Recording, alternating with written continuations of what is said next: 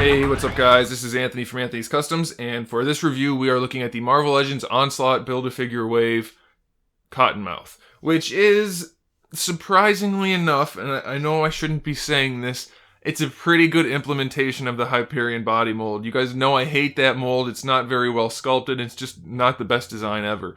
But this particular figure, something about it just works. I'm not sure if it's the paint scheme on the chest, the head design, I don't know.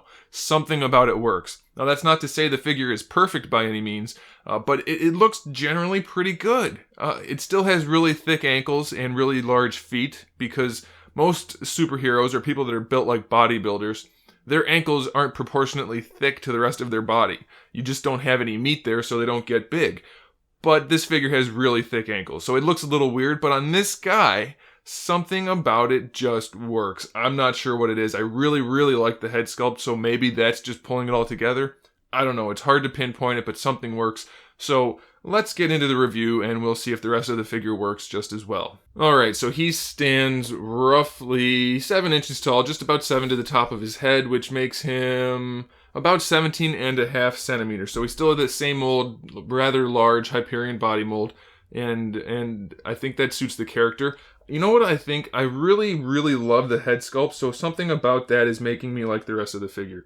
Maybe that's what it is. I think they nailed this head sculpt. It looks really good, both the snake part and the face part. And then the paint job looks good. I could do without the silver on the eyes, but everything else is just really appealing to me. I don't know why. I don't know why. The line work on the chest, equally well done. It could be better, I suppose. I mean, the yellow's not the cleanest paint job, but the lines are pretty clean, so I'm very pleased with that in general. Now, on the downside, the line work for the arms, not anywhere near as clean. It doesn't look very good. They painted the purple on top of the yellow, and they couldn't cover it very well, so it doesn't look great there. And then the same thing down here, they painted the yellow on top of the purple, and it just doesn't look great. Luckily, the chest and the head look good enough to draw your eye away from those issues, and to show you that the figure is still really well done. For the most part, it is a basic figure again, so I mean, it's not incredibly impressive, but like I said, there's something about it that makes me like it, and I think it's going to be the kind of figure you want to have on your shelf. So let's look at the articulation. The head looks up, it looks down, no problem there, except this mold has a problem with the neck. I've noticed it on most of the Hyperion-based figures. The head does not want to stay in position, and it's not just this guy, it's most of them. I think it was the same thing on Venom, actually. I don't know if I mentioned it in the review.